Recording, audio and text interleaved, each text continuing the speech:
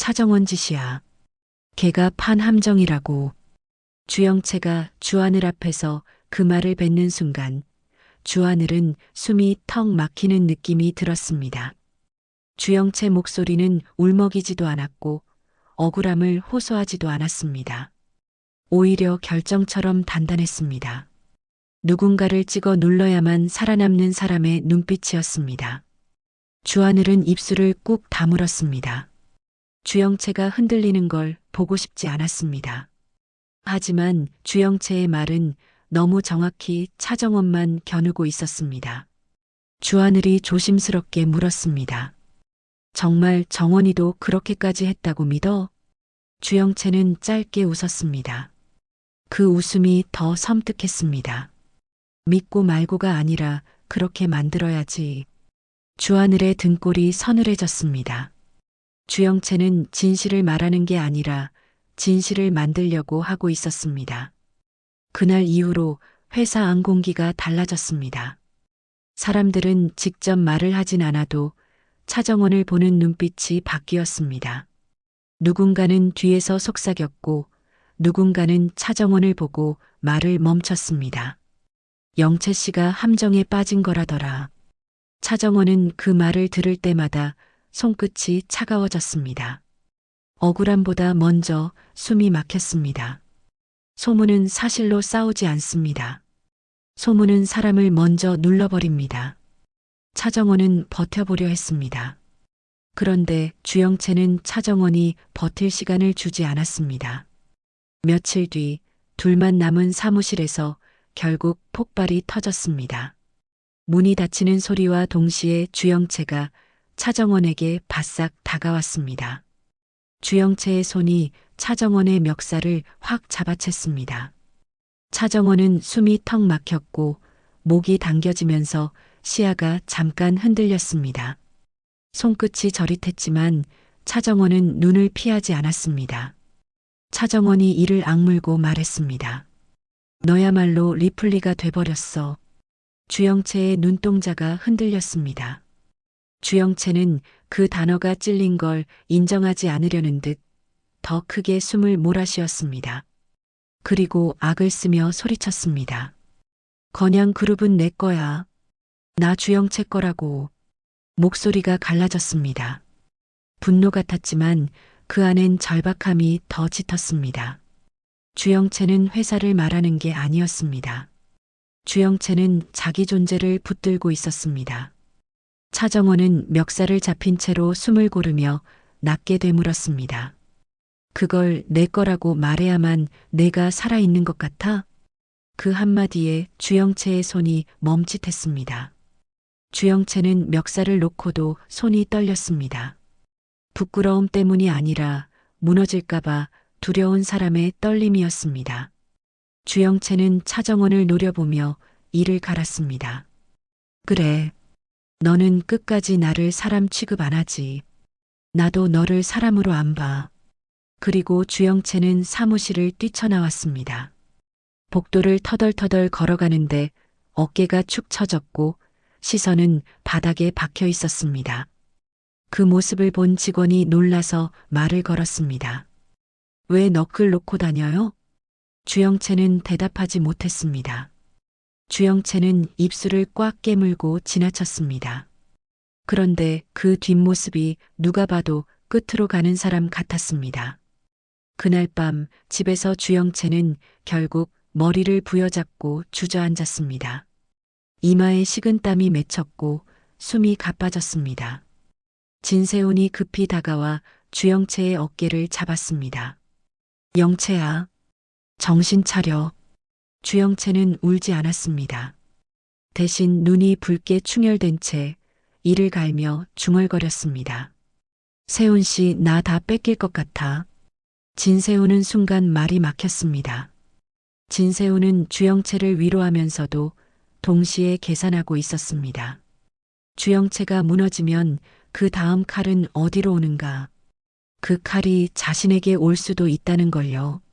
진세훈은 감정을 눌러 삼키고 단단하게 말했습니다. 지금은 흔들릴 때가 아니야. 내일 회의가 있어. 주영채가 번쩍 고개를 들었습니다. 목소리가 떨렸습니다. 회의면 회장 얘기 나와? 진세훈은 대답하지 않았습니다. 대신 주영채의 손을 더 꽉 잡았습니다. 그 침묵이 답이었습니다. 주영채는 그제야 숨이 더 가빠졌습니다. 나를 살릴 판이 열리면 좋겠는데 동시에 나를 버릴 판이 열릴 수도 있으니까요. 그리고 다음 날 임원 회의가 열립니다. 회의실 공기는 숨막혔습니다. 누가 먼저 말해도 이상하지 않았지만 모두가 눈치만 보고 있었습니다. 그때 진태석이 낮게 한마디를 던졌습니다. 총체적 난국이야. 그 한마디가 떨어지자 누군가가 기다렸다는 듯 받았습니다. 한혜라 회장을 그대로 두는 한 건양 그룹 쇄신은 어렵습니다. 이제부터는 누가 잘못했나가 아니라 누가 내려오나의 싸움이라는 뜻이었습니다. 차정원은 숨을 고르고 아주 담담하게 말했습니다. 회장을 바꾸는 수밖에 없겠네요.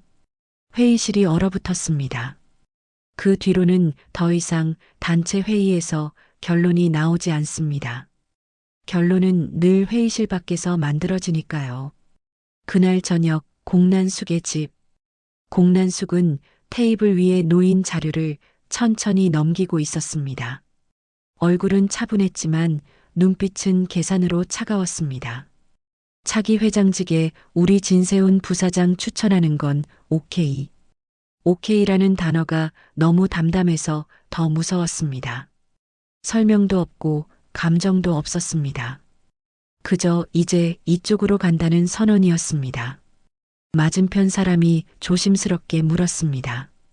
그럼 한혜라 쪽은요? 공난숙은 종이를 탁 내려놓고 짧게 말했습니다. 막으려 들겠지. 그래서 더 빨리 움직이는 거야.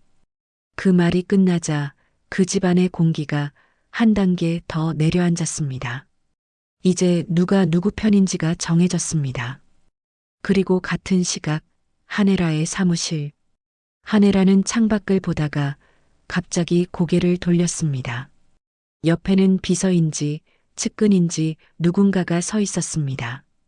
한혜라는 낮게 말했습니다. 그렇게 되면 진태석이 다시 부활하겠지. 말끝이 떨리지 않았습니다.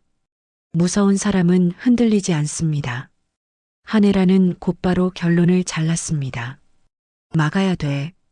무슨 수를 쓰든. 그 말이 혼잣말로 끝나지 않는 이유는 하나입니다. 한혜라는 이미 지시를 내리고 있었기 때문입니다. 한혜라는 손끝으로 테이블을 한번 두드리며 덧붙였습니다. 주영채는 지금 흔들리고 있어. 차정원은 회의에서 칼을 뽑았고 비서가 조심스럽게 묻습니다. 어느 쪽을 먼저 치실까요? 한혜라는 잠깐 웃었습니다.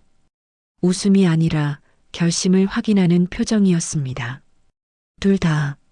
그 한마디에 비서의 눈빛이 굳었습니다. 한혜라는 진태석을 막기 위해서라면 희생양이 한 명이면 부족하다고 생각하는 사람입니다. 한혜라는 곧바로 말을 이어갔습니다. 프레임을 두 겹으로 깔아. 주영채가 차정원을 공격하게 만들고 차정원이 주영채를 리플리로 몰게 만들고 비서가 숨을 삼켰습니다. 그럼 둘 다 끝나는데요. 한혜라는 냉정하게 말했습니다. 그래야 진태석이 못 올라와. 그날 밤 차정원에게 주하늘의 전화가 걸려옵니다. 차정원은 받는 버튼을 누르려다 손이 떨려 한번 미끄러졌습니다. 겨우 통화가 연결되자 주하늘 목소리가 낮게 떨렸습니다. 정원아, 영채가 나한테 너 얘기를 했어.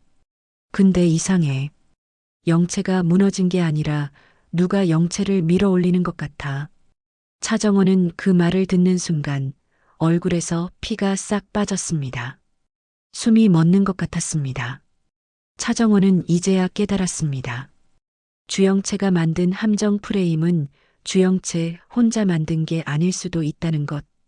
그리고 오늘 회의에서 던진 회장을 바꾸는 수밖에라는 말은 누군가에겐 최고의 명분이 된다는 것. 차정원은 주하늘에게 낮게 말했습니다. 하늘 오빠 나 지금 영채랑 싸우는 게 아닐지도 몰라. 주하늘이 숨을 삼켰습니다. 그럼 누구? 차정원은 대답을 망설이지 않았습니다. 하늘아. 전화 너머로 주하늘의 숨이 거칠어졌습니다. 주하늘은 이제 선택해야 합니다. 주영채 말대로 차정원을 의심할 것인지 아니면 차정원 말대로 한혜라를 의심할 것인지 그 순간 화면이 꺼질 듯한 클리프가 하나 더 옵니다. 주영채에게 문자 한 통이 도착합니다. 보낸 사람은 저장되지 않은 번호. 내용은 단 한 줄입니다. 너를 버릴 준비 끝났어. 주영채의 손이 덜덜 떨립니다. 주영채는 이를 악물고 혼잣말처럼 중얼거립니다. 그래, 그럼 나도 끝까지 간다. 그리고 주영채는 다시 그 말을 꺼낼 겁니다. 더 크게, 더 미친 듯이. 건양 그룹은 내 거야.